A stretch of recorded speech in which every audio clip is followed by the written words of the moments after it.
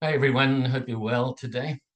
Looking forward to our chanting and meditations and Dharma Talk, which is continuing the contemplation on the law of karma. Okie dokie, so let's do the chanting right now. Namo Tassa Bhagavato Arahato Samma Sambuddhassa. Namo Tassa Bhagavato Arahato Samma Sambuddhassa. Namo Tassa Bhagavato Arahato Samma Sambuddhassa. Buddham Saranam Gacchami. Dhammam Saranam Gacchami. Sangham Saranam Gacchami. Tutayambi Buddham Saranam Gacchami. Tutayambi Dhammam Saranam Gacchami. Tutayambi Sangham Saranam Gacchami. Tatayambi Buddham Saranam Gacchami. Tatayambi Dhammam Saranam Gacchami. Tatayambi Sangham Saranam Gacchami. Namo Buddhaya, Namo Dharmaya, Namo Sanghaya. Namo Buddhaya, Namo Dharmaya, Namo Sanghaya. Namo Buddhaya, Namo Dharmaya, Namo Sanghaya. I take refuge until I am enlightened in the Buddha, the Dharma, and the Sangha. Through the positive potential I create by practicing the 6 paramitas, may I soon attain enlightenment in order to benefit all sentient beings. I take refuge until I am enlightened in the Buddha, the Dharma, and the Sangha. Through the positive potential I create by practicing the 6 paramitas, may I soon attain enlightenment in order to benefit all sentient beings. I take refuge until I am enlightened in the Buddha, the Dharma, and the Sangha. Through the positive potential I create by practicing the 6 paramitas, may I soon attain enlightenment in order to benefit all sentient beings. May all sentient beings have happiness and its causes. May they be free from suffering and its causes. May they never be parted from their happiness beyond suffering. May they abide in equanimity, free of bias, attachment to the near, and aversion from the far. I shall cause this great compassionate Buddha, please inspire me to be able to do so. Reverently, I prostrate with my body, speech, and mind, and present clouds of every types of offerings, actual and mentally transformed. I confess all of my negative actions accumulated since beginningless time, and rejoice in all the virtues of all holy and ordinary beings. Please remain until cyclic existence ends, and turn the wheel of Dharma for all sentient beings. I dedicate the virtues of myself and others to the great enlightenment. However innumerable all sentient beings are, I vow to save them all.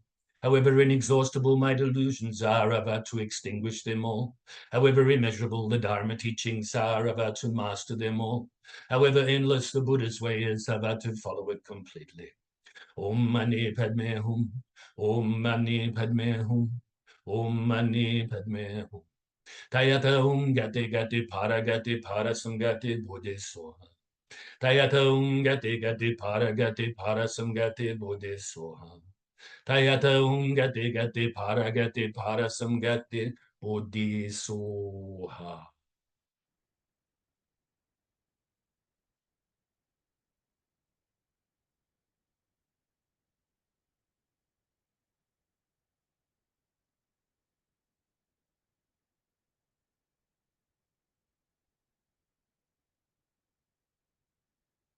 So let's do some meditation.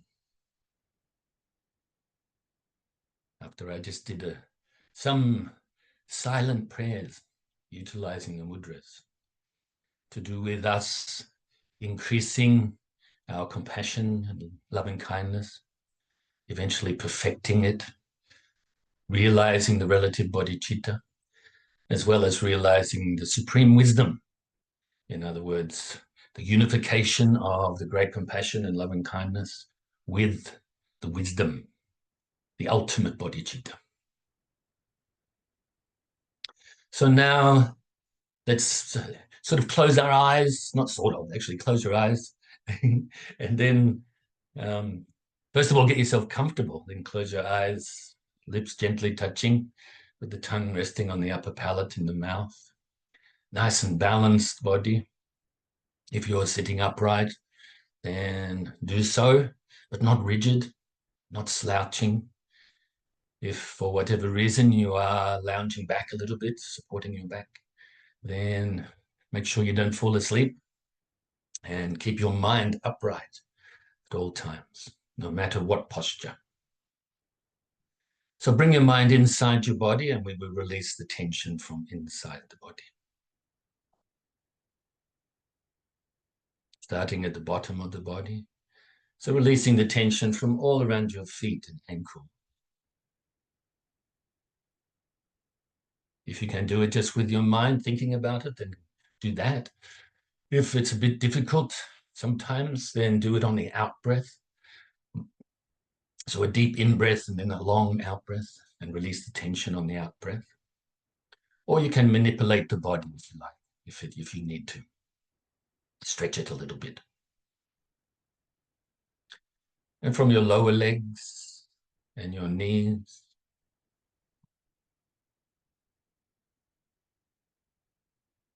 from your upper legs and your midsection, your glutes and hips and groin, and lower stomach and lower back.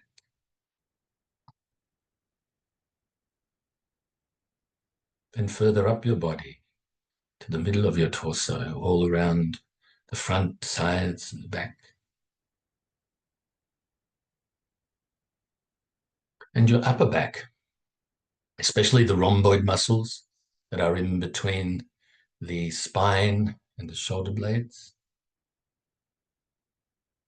We tend to carry a lot of tension in this area. And from the upper trap muscles that run between the neck and the shoulders, your shoulders, your upper arm and elbows, forearms, wrists, and hands, fingers, thumbs. And now bring your focus to your neck to release whatever tension you may have there. Front, side, and back of your neck. And the back of your head and sides of your head. And all around your face. Make sure you're not frowning, clenching your jaw.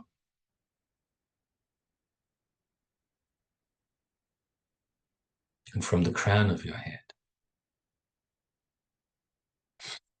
And now briefly scan your body from the bottom to the top again, just to see if you've left any tension there still. If you have, then release it. And when you are ready, bring your focus to the tip of your nose initially. And the object of the meditation, as per usual, is the feeling of the breath. As we breathe in our nose all the way into our lungs and back out our nose again. Breathing in and breathing out.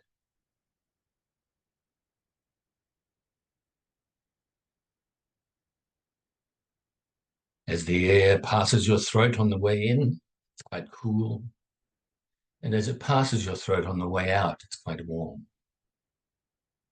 You may also like to know or utilize the fact that the lungs expand when they fill with the air and compress as the air leaves them. And therefore the stomach rises as you breathe in and then drops or falls as you breathe out. To help you focus on the feeling of the breath as you breathe in and out. You may also like to add the extra technique of counting the breaths from 1 to 10. But if you get distracted on the way to 10, go back to 1 at that time. Remember, we don't want the counting to be the focus. We want the breath to be the focus. Breathing in and breathing out. It's all you have to do physically. Mentally, focus on this breathing in and breathing out. And if your mind wanders, apply the antidote of replacing the mind onto the breath. So as I just alluded to, if any thoughts arise or mental activity of any sort arises, don't cling to it, don't grasp at it, don't try to force it away either, or deny it, but let it go by replacing your mind back onto your breath. And if your mind starts to become dull or sleepy, then wake it up by replacing your mind onto your breath more brightly. So let's practice like this in silence for a little bit.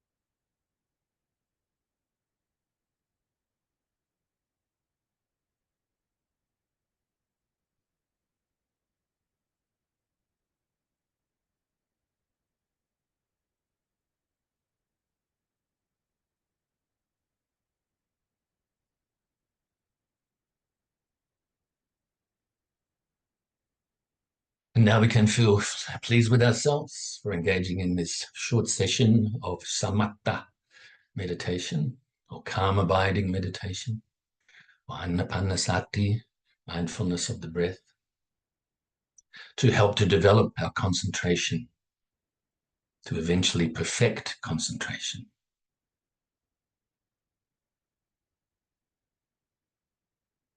Feel really pleased with ourselves and fill ourselves with the universal loving kindness. Another way to put it is extend or radiate this loving kindness to yourself. Fill your whole being with the white light, so utilizing the visualization technique, or white nectar if you prefer. Slight difference only in the visualization of the texture, really, isn't it? White light obviously is not a physical thing, but it fills the body like this. It is a physical thing, actually, but it's not something that's hard or whatever. It doesn't have really a texture to it. And of course, a nectar has a texture to it. Smooth, liquid, so forth. It's up to you. You can be creative. So fill yourself with so much loving kindness that it now overflows and radiates outwards, initially to your loved ones, family and friends, filling them with the white light or nectar too, which of course is representative of universal loving kindness. Wishing that they have happiness and the causes, that they are free from suffering and the causes, and that they are peaceful.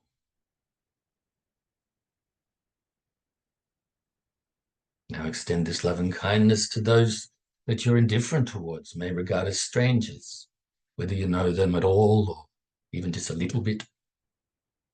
Fill them with the universal loving kindness as well, the white light or nectar, and have the wish that they too are happy and have the causes of happiness, that they are free from suffering and the causes of suffering, and that they are peaceful. Also include those you may regard as enemies, filling them with the universal loving kindness as well in the form of the white light, along with the feeling of universal loving kindness. Wish that they are happy and engage in only the causes of happiness, that they are free from suffering and free from engaging in the causes of suffering, and that they too are peaceful.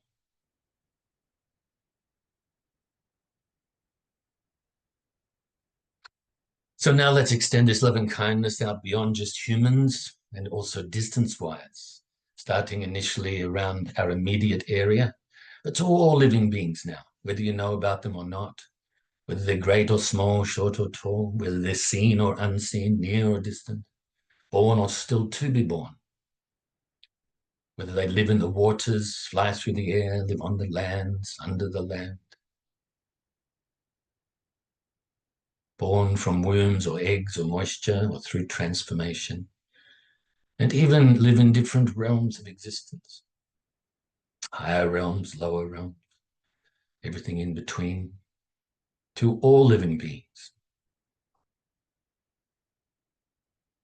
Now extend this loving kindness throughout your whole state or county to all of the living beings that abide here.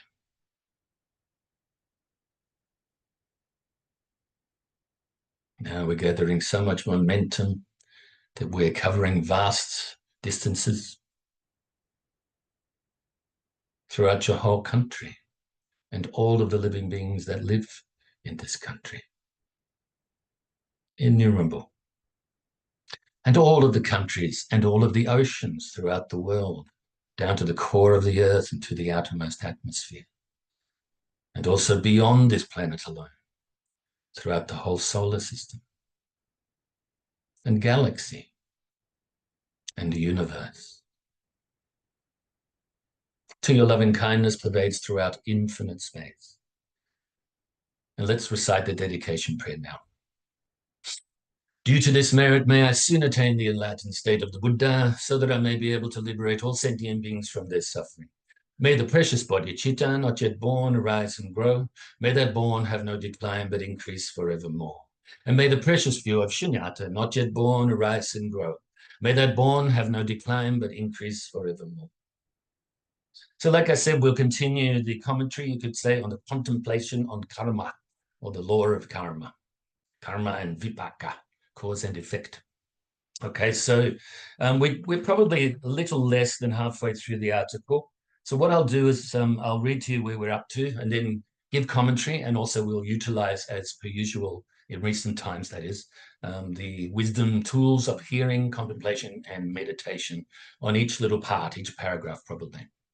Okay, and we'll get through as much as we can today and then finish it up next week before we move on to the commentary and contemplation on the unsatisfactory nature of cyclic existence, okay? Of which we won't be working off an article, just off some point notes that I've written myself from the top of my head, okay? All right, so the Buddhist belief in the universal law of karma is a view that has been thoroughly checked and analyzed by many great practitioners and realized masters since the time of the Buddha. Conviction in its validity is gained through logical reasoning. It should not simply be followed blindly. Karma means action or cause.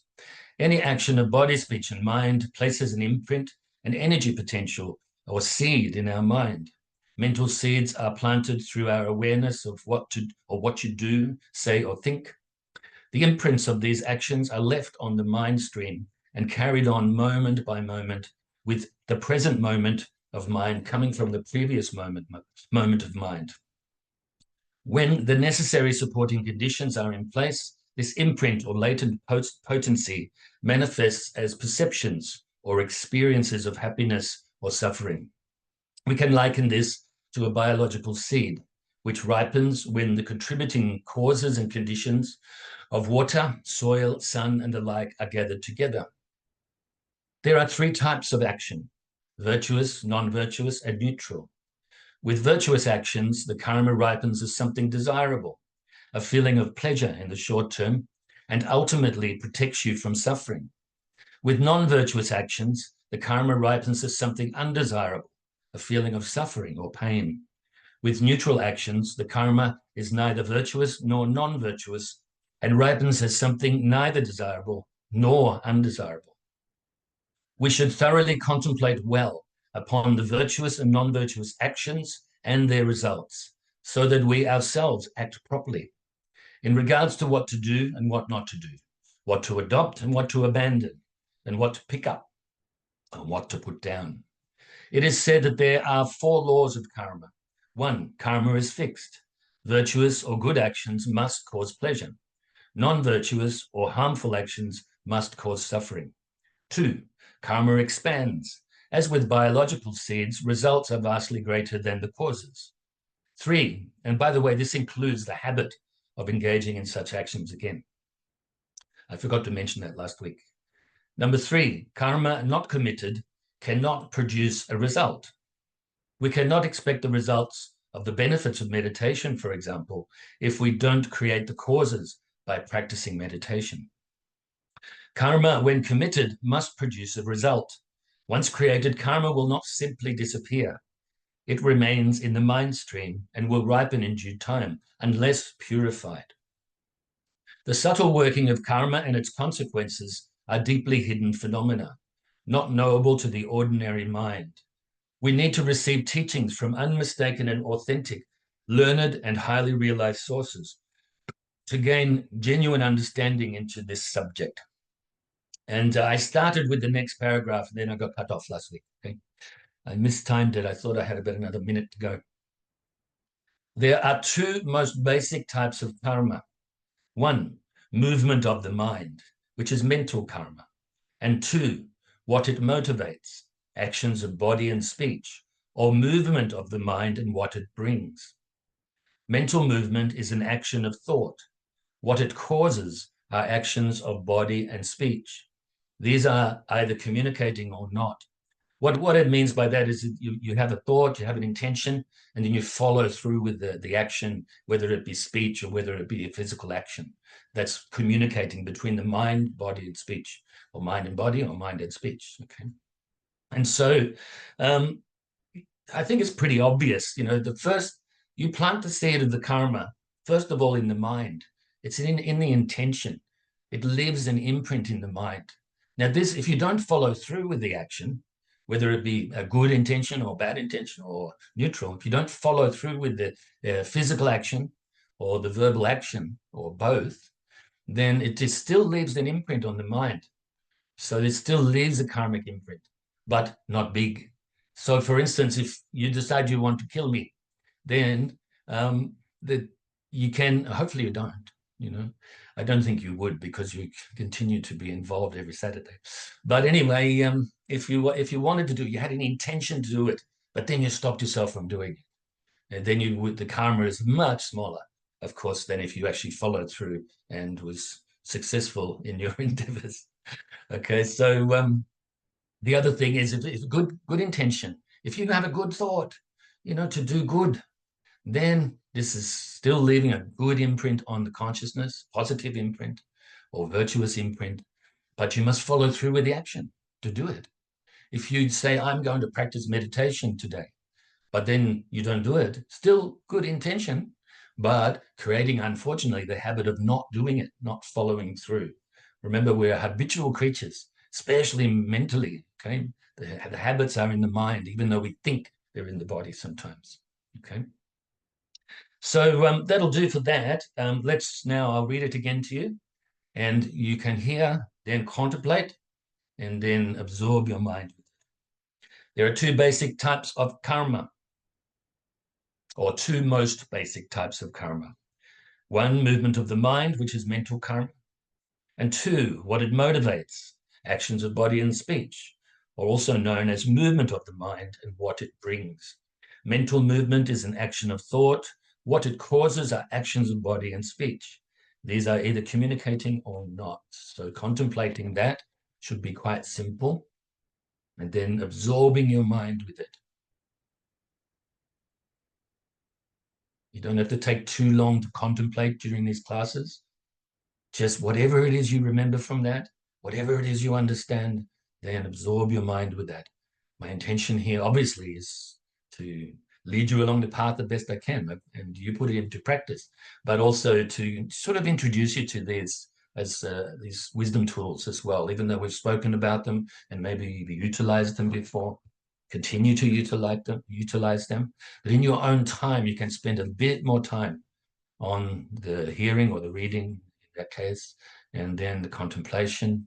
Really slow your mind down to contemplate, and then absorb your mind with the understanding. And so now back to the wisdom of hearing. What causes the worlds? Our actions cause the multitude of worlds. It is the past deeds of living beings that cause all multitudes of worlds, both the places and the beings they contain. Now, this would take a long time to give detailed commentary on it, okay? Probably a month. So I know it's only a few words, but we're talking about what we call collective karma. Each individual's experiences they have, mental states, physical states, habits, and everything like this, results in their individual experience and what world, of course, they live in or realm they live in. That's individual karma. But we also have collective karma.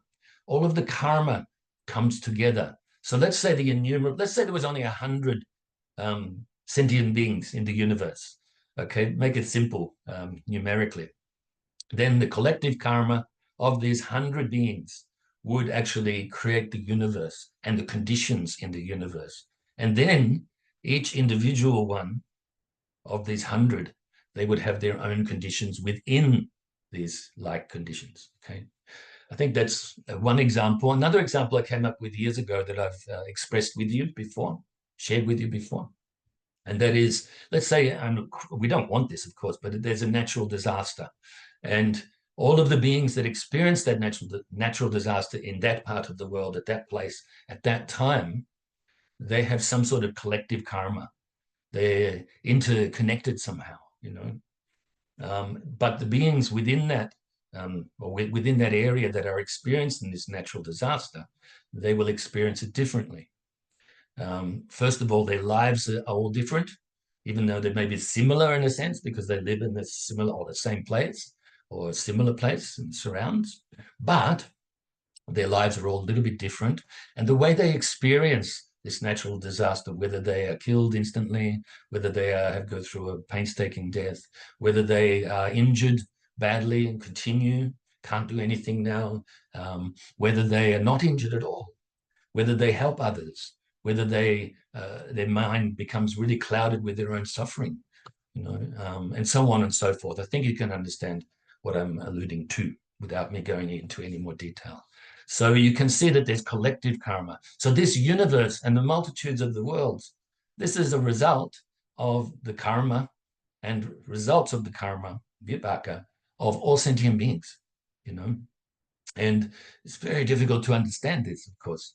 But if you can look at it from an abstract point of view, don't try to sort of work out all the minor details. Just look at it and say, okay, what are the other sort of philosophies on how the universe came into being?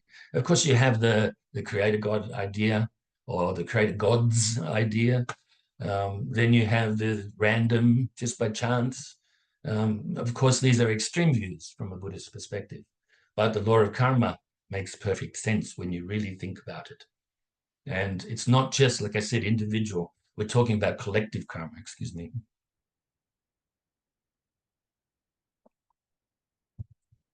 The collective karma of all living beings is what causes the worlds, the conditions of the worlds, the conditions within the worlds, the conditions of the sentient beings, and within each realm of existence, and so on and so forth, okay? I think that'll do for that. Now we'll contemplate this. So I'll read it to you again so you can hear it and then contemplate and then absorb your mind with this understanding. What causes the worlds? Our actions cause the multitudes of worlds. It is the past deeds of living beings that cause all the multitudes of worlds, both the places and the beings they contain. And remember, all of this is impermanent. It's constantly changing, moment to moment.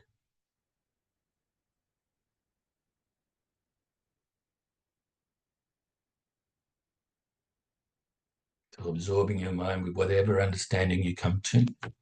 And I will encourage you to get the article yourself so you can utilize this technique we're utilizing now of the 3 wisdom tools. And you can read the whole thing, then you can read little parts, stop, contemplate, absorb your mind, get to know it really well, okay? I'm not patting myself on the back at all, especially egotistically, but I think it's very well covered here without being too long-winded too, So I think it'll be very helpful if you get your own copy and then you can utilize and contemplate daily, even if you have to go back to it hundreds of times. The next paragraph. Karma can ripen in this life, next life, or subsequent lives. Actions, both positive and negative, which can ripen in the same life, are due to the special feature of the object or the thought involved. Such karma, which will definitely ripen, are those which involve fierce mental afflictions or fayat. They are directed, or the ones that are directed towards an object of special qualities. Anything done on a continual basis, as well as deeds with results which are something seen due to the features of the object or thought. So once again, you've heard it. Now I will explain a little bit more and you can contemplate this and absorb your mind with it. So basically, what I'm saying here is the karma, you can experience the karma in this life. You can experience the karma next moment, actually, because you're leaving an imprint. Something's changed. There's an effect already, the next life or subsequent lives. But actions, both the positive and the negative actions that can ripe and possibly will ripe in the same life are due to, one, the special feature of the object. So let's say you try to kill a virtuous being. Then this probably will ripen this lifetime or maybe next lifetime. It's very strong, heavy karma is created. But let's say that you protect a virtuous being. Then this is such good karma. And this can ripen this life or maybe next life, okay? So that's to the special object. And also, like, special objects can be those people that have been so kind to you, like your parents, can be very poor people, people that are very needy, elderly, as they get really old and frail, you bring benefit to them. They are like a special object as well. Okay. The Buddha said you should treat your parents like you would treat me. That's what he said. Okay, so also the what thought is involved, if it's positive thought, negative thought, how strong the intention is. The such karma will definitely ripen those that involve fierce mental afflictions, so real big anger or hatred or loving kindness and compassion. So you can see that they will, the more that we have a good intention, the more we create good conditions very quickly. The more we have bad intention, the more we create more suffering very quickly. Another way to put it. That are directed towards an object of special qualities I mentioned. So anything done on a continual basis. So if you continue to practice meditation, the good results come here and now, right? If you continue to practice compassion, more and more compassion. If you continue to kill, then more and more killing and more death around you. You know, the more your mind becomes angry and numb to it. Okay, create this habit, as well as deeds with results which are something seen due to the features of the object or thought. I mentioned that already. Okay, so I think maybe I'll continue onwards now. You can contemplate that one in your own time and also absorb your mind with it. The reason for that is if I'm correct here today, it's about 3 minutes to go. The 4 types of deeds that will definitely ripen are: 1, deeds committed with a strong emotion, positive or negative. That is, with fierce emotions of either mental affliction or faith.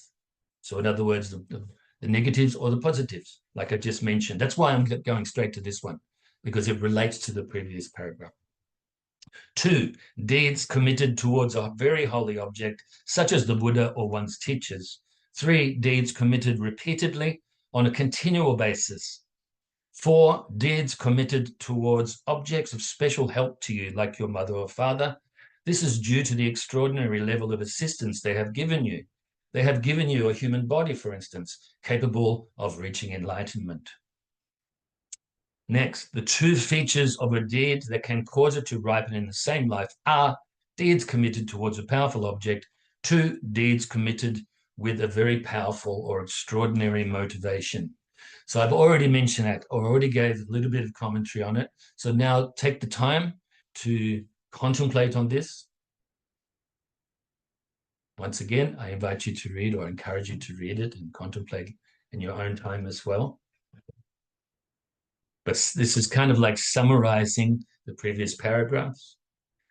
The 2 features of a deed that can cause it to ripen in the same life are: 1, deeds committed towards a powerful object; 2, deeds committed with a very powerful or extraordinary motivation.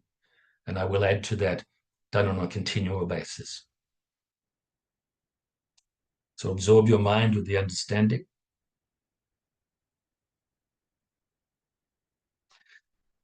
Next paragraph, so hearing again, the 4 features that make an object special are: 1, oh, by the way, I will say now earlier, I rejoice in your goodness, as always, because I missed saying that last week, and I look forward to seeing you next week, just in case I get cut off in the middle of this paragraph, okay? We'll see how it goes. Because once again, I don't have the clock counting down. I guess that's the case. That's what we got right now. But I say Namo Buddhaya, always take refuge in the Buddha. Namo Dharma, always take refuge in Dharma. Namo Sanghaya, always take refuge in the spiritual community. The 4 features that make an object special are: 1, a higher form of life. For example, committed towards a human being are more powerful than towards an animal, as the former has a greater chance of attaining enlightenment in this life. 2, beings in a state of serious suffering. 3, someone who has given you a very special assistance. 4, someone who possesses high spiritual qualities or realizations, as they have reached various unstained states, totally involved with helping all living beings, whether helping or harming such objects with these very special features will surely lead to a quick experience of an appropriate result. So I think probably leave it there, but very important to understand this, okay? So once again, we're talking about the same thing as the previous paragraphs, just with different details. So the 4 features that make an object special: a higher form of life. I mentioned for instance, if you are being kind to human beings and helping them to go towards enlightenment, because they, human beings, we have the conditions where we can work towards enlightenment, whereas the beings such as animals in a different realm, they don't have the mental capacity right now to be able to do that. So if you harm the human being, that's much worse than harming another creature, say for food, for instance. Also being kind, human beings, greater good karma. Kind to animals, still fantastic, Be kind to all living beings. But you can see the higher the being is, the more that you're going to create the karma, whether that be positive or negative. Then, of course, we have the beings in the state of suffering, like I mentioned before. The same applies. Same applies to people that have given you special assistance. Same applies to realized masters, for instance, bodhisattvas in this world that have already realized certain states, unstained states of mind, and they are working to benefit living beings